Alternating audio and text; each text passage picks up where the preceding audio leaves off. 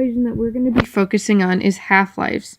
And half-lives have to do with elements and how, many grams of the substance are still there after its half-life. Basically meaning that we're going to be given an amount of time, and after that amount of time, only half of the resources are still going to be there. So for this equation, number 17, it says the half-life of the radioactive element krypton-91 is 10 seconds. So that means in 10 seconds, only half of the initial or beginning resources are going to be there or gone or whatever you want to say. Half full, half empty. Okay. So if they're initially present 16 grams, how many grams will be present after 10 seconds? 20, 30, 40, 50. Okay. So after 10 seconds, it's going to be half of this number, which is 8. But we're going to just keep this in fraction form to keep it a little bit easier for you. Okay.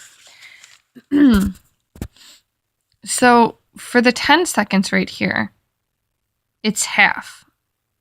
Or, half to the 1 power, which is half. When we get into some of the bigger numbers, bigger numbers like 20, 30, 40, 50, we're going to be taking to whatever power the beginning number is. In this case, it's 1.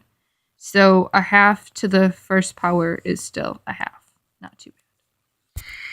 When we get down to 20 seconds, we're taking it to the second power. So that ends up correlating into a half times a half, which equals a fourth. So a fourth of the resources will be there after 20 seconds. So after 30 seconds, we take the 3 right here and put it up here. So we have half to the third, which is half times half times half. That actually equals 1/8. So 1/8 of the resources will be there after 30 seconds. So for the fourth, we have 4 halves, or a half to the fourth. And that ends up coming up with 1/16. So only 1/16 of the resources will be there after 40 seconds. That's pretty crazy. And the last one is 50 seconds. So we take the 5 from here, put it above the half, and end up with 1, 2, 3, 4, 5. So we end up with 1/32 of the resources after 50 seconds. That's crazy because in a minute, there would only be 1/64. That's not a lot of the resources, and it's only in a minute. All right, so I hope this was helpful for you when going over half-lives of elements.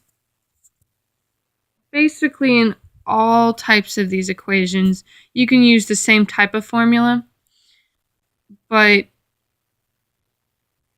this seems to be the easiest, I would think. So I hope you enjoyed watching, and I hope you now know more about the half-lives of elements.